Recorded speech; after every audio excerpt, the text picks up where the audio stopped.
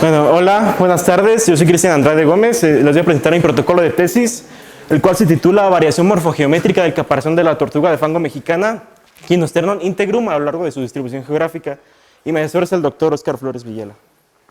Como introducción, tenemos que México cuenta con el 8.7% de los reptiles del mundo.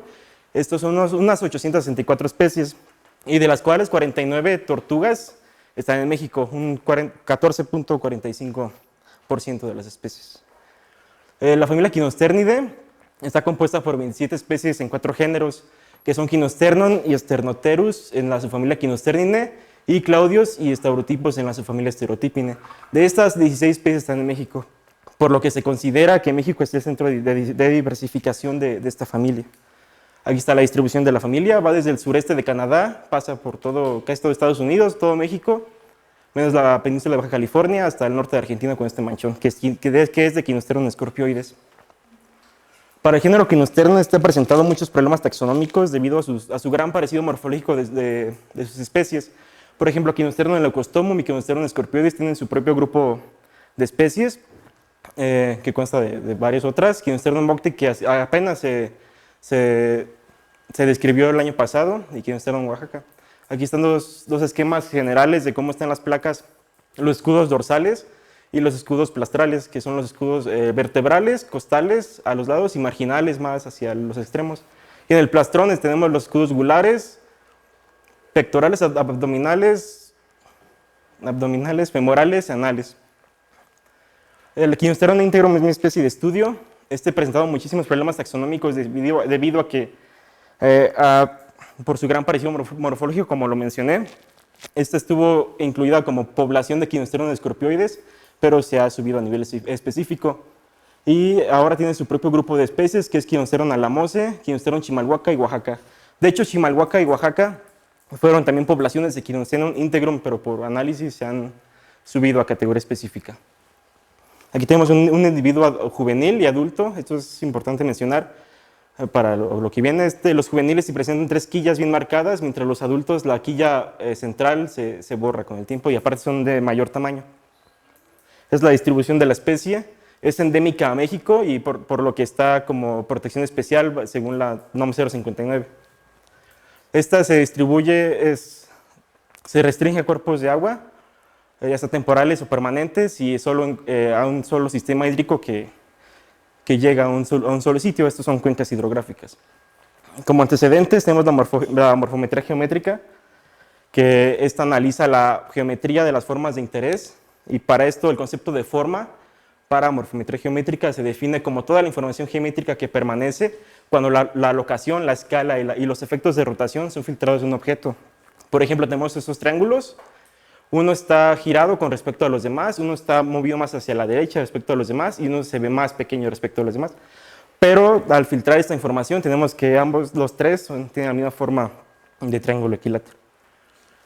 Para hacer esos análisis se requiere el uso de configuraciones de landmarks. Estos se definen como una posición anatómica discreta que se puede ubicar en el mismo sitio en todos los ejemplares, es decir, que son homólogos.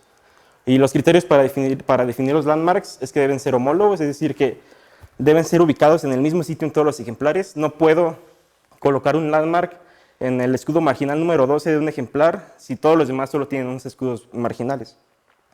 Deben tener una buena cobertura de la forma y aparte deben ser repetibles, es decir, que sea fácil ubicarlos en el mismo sitio exactamente.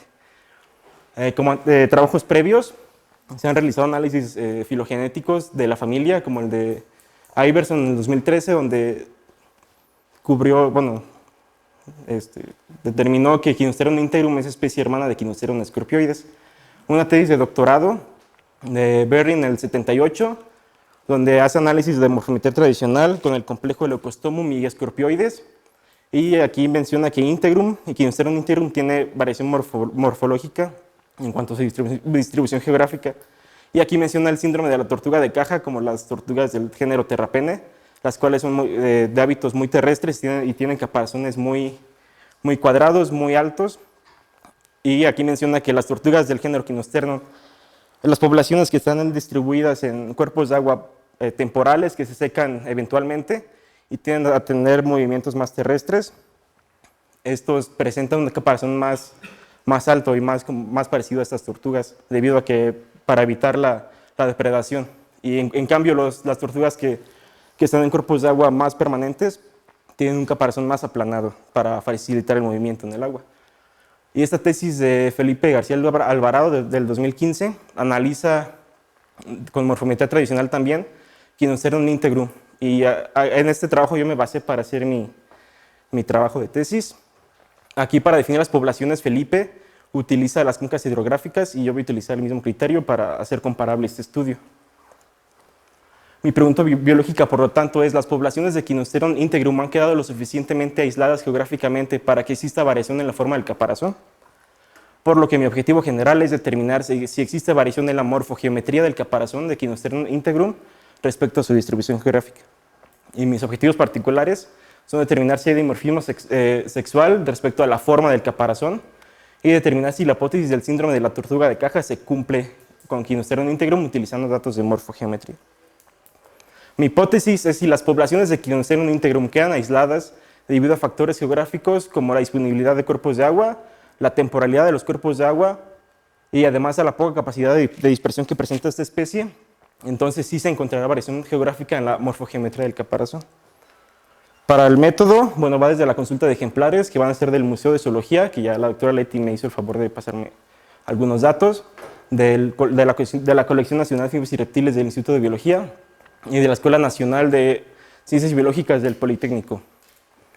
Aquí se utilizarán solo ejemplares adultos, utilizando los criterios para diferenciarlos, como los mencioné, de las quillas que presentan y del tamaño, la adquisición de los datos, que es la toma de las fotos, la digitalización de los landmarks, podría ser con el programa TPS-DIG, y las pruebas estadísticas, como PCA, discriminantes y análisis canónicos.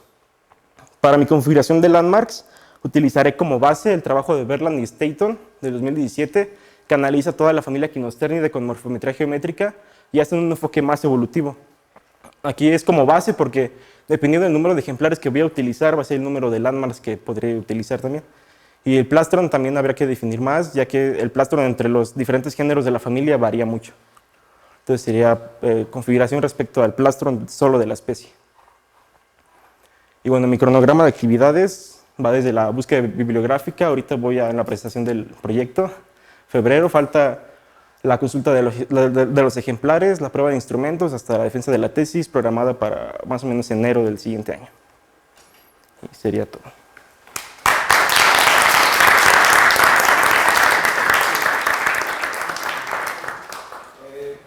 No sé si más o menos te entendí. Tú lo que querías ver era un patrón asociado a la geografía. Si tú no encuentras un patrón de digamos, distinción morfológica, es porque no hay separación geográfica entre las poblaciones. Entre las poblaciones, como tal, no hay como bien marcadas cuáles poblaciones una y otra, pero se sabe que están como restringidas a cuerpos de agua que caen en un solo lugar, o sea, cuencas hidrográficas. Y entonces era mi pregunta. Tú dices que si encontrabas diferenciación morfológica es porque había separación geográfica entre las poblaciones. Sí, eso es lo que nos revés, ¿no? Sí. La separación geográfica va a dar la diferenciación. Ajá, sí. Por eso, o sea, tú estás correlacionando eso, y si no lo encuentras, entonces tú vas a decir que no hay una separación. Sí, no hay variación, sí, claro. Y eso, pero eso, ¿por qué necesariamente tiene que ser así?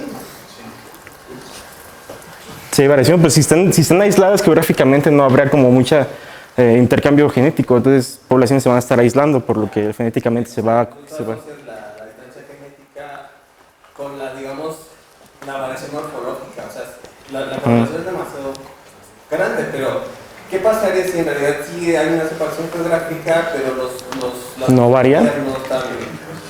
No te dicen eso, pues? Ajá. O sea, ¿eso cómo lo discutes en tu planteamiento?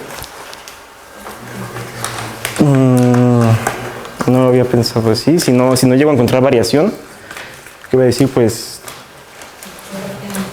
no hay. Puede ser por otras cuestiones, pero me parece un poco demasiado decir que el aislamiento geográfico va a hacer que las poblaciones morfológicamente estén diferenciadas, ¿no? Pues sí, se espera eso. O sea, eso es su hipótesis. Tienen la respuesta ahí, o sea, tú puedes utilizar otro tipo de aproximaciones que no necesariamente es aislamiento geográfico. Es decir, puede haber variación morfológica respecto a hábitos alimenticios. Como Sí. mencionaste. Ok. O no sé si lo habían pensado. Sí, en cuanto a alimentación, pues si tortugas que comen más, se sabe que pues pueden crecer de tamaño, ¿no? Pueden ser más grandes y tal, pero la morfometría geométrica no utiliza el tamaño como variable para medir la forma. Entonces eso pues no lo estoy tomando en cuenta.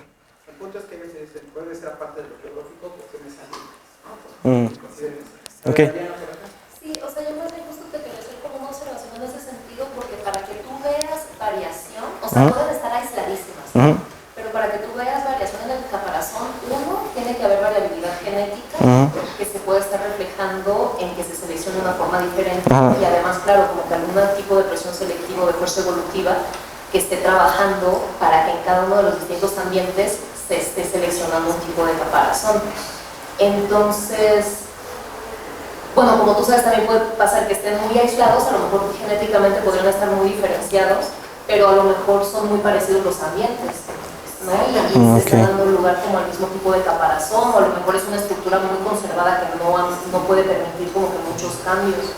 Entonces yo creo que, o sea, hay un chorro de preguntas bien padres que se pueden resolver, como contestar con morfometría geométrica, pero justo tienes que tener, ay, Dios mío, como cuidado con asumir esas cosas, porque la forma no te está reflejando ni aislamiento genético, ni diferenciación, ni nada de eso.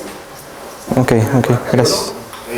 Yo creo que sí tienes evidencia de que hay una diferenciación en cuanto al ambiente, porque si dices que revisaste la tesis de Felipe, si no mal recuerdo, él lo que encontró variación. Una relación entre lo que mencionabas, ¿no? Del síndrome de las tortugas.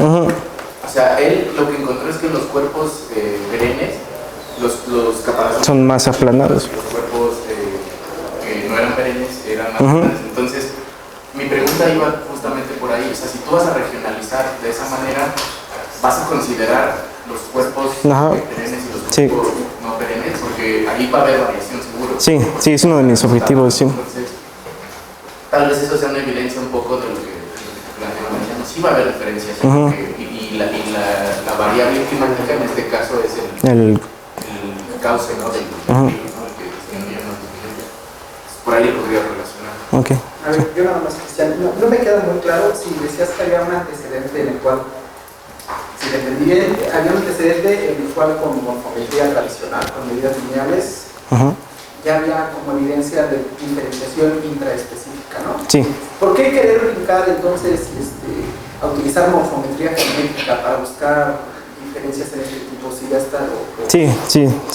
Ya se ha encontrado que hay variación con morfometría tradicional, pero la morfometría geométrica da datos completamente diferentes. La tradicional da lineales, mientras la geométrica da más bien la forma. ¿Cómo brincas? ¿Por qué decidiste hacer geométrico y no molecular? Pues, molecular, más bien por, yo creo, dinero y todo eso. Pues, simplemente sí, nomás. Sí, me parece interesante. Ya que no he visto muchos trabajos con esa especie, algo molecular va a ser mucho más, complicado también. No, es que yo no sabía eso, que yo lo estaba diciendo. Igual, no sé si va por ahí la respuesta a esto. Ya había visto que en ciertas lugares, los tipos de ambientes, las formas cambian, o sea, no sé si ya tenían ese aspecto por eso. Sí. Y de hecho ese mapa es de la tesis de Felipe, a la extrema derecha, y esas son las cuencas en las que dividió las unidades de análisis. Y sí encontró diferencias, no en todas, no entre todas, pero sí en varias de esas cuencas. Pero, o sea, diferencias en morfología tradicional. En tamaño. Y dentro Entonces, de lo las que quiere hacer es ver si la morfología geométrica empata con eso. diferencias o va a descubrir las mismas o... Porque encontró diferencias dentro de las mismas organizaciones que utilizó, ¿no? De la misma región, en diferentes poblaciones. Sí considera, porque si vas a regionalizar, te van a salir diferencias dentro de la misma. Y ya las Bueno, hasta aquí entonces, gracias, Cristian.